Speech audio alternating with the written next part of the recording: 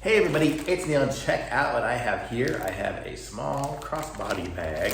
So I'll show you guys what this is here. I have another one, but it's not as good for travel. So this one here is what I'll be using when I travel. It's got a nice wide strap, so that's good. So it won't be digging into my neck or anything like that.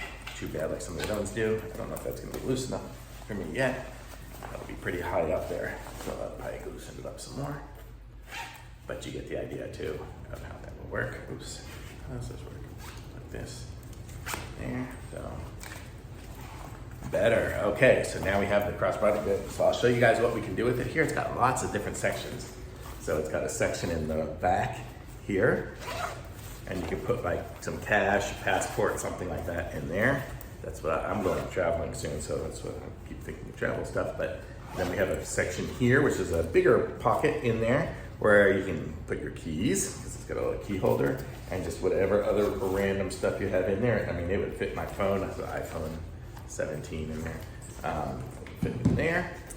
And then it's got another zipper section up front here. That was the big section. This one here is another little section up here. Just keep local currency or something like that in there if you wanted to. And then we've got a little Velcro section here.